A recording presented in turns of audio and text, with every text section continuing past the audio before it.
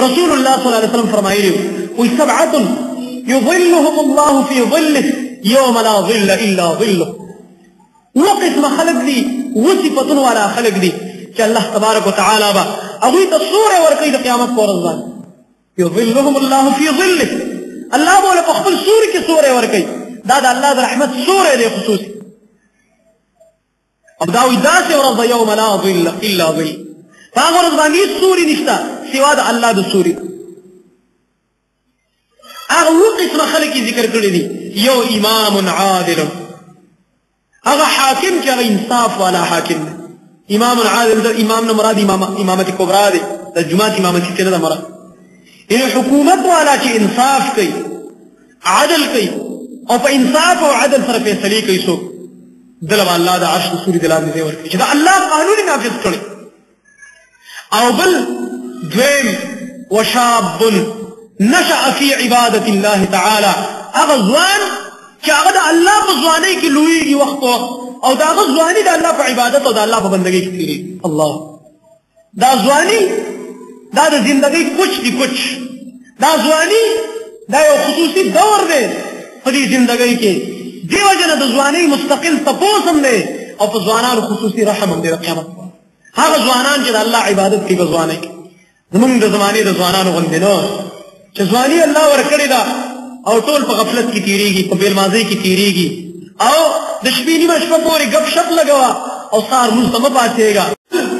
دویم وشاب نشأ فی عبادة الله تعالی، هغه ځوان چې هغه د الله په ځوانۍ کې لویږي وخت په وخت، او د هغه ځواني د الله په عبادت او د الله په بندګۍ کې تېرېږي. الله دا ځواني دا د زندګۍ کوچ دی، کوچ. دا ځواني دا یو خصوصي دور دی په دې زندګۍ کې. دې وجه نه د ځوانۍ مستقل تپوس هم دی، او په ځوانانو خصوصي رحم هم دی د قیامت.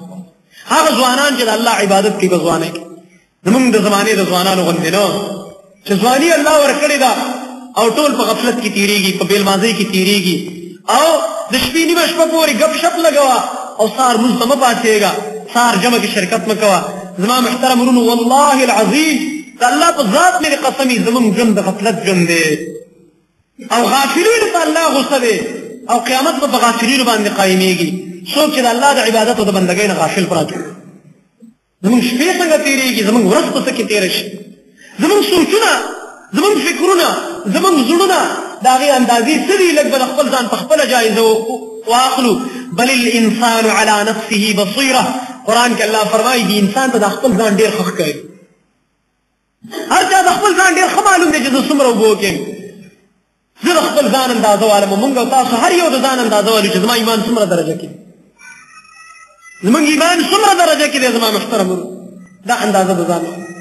رسول الله صلی الله علیه وسلم فرمایي هغه ځوان چې هغه د الله په عبادت کې لویږي او د الله عبادت کې د هغه وخت تېرېږي، ځواني د الله په بندګۍ کې تېره شي، دله به الله خصوصي نعمت ورکوي، او هغه به دا وي چې د قیامت په ورځ باندې به خپل خصوصي سوری دته ورنصیب کړي.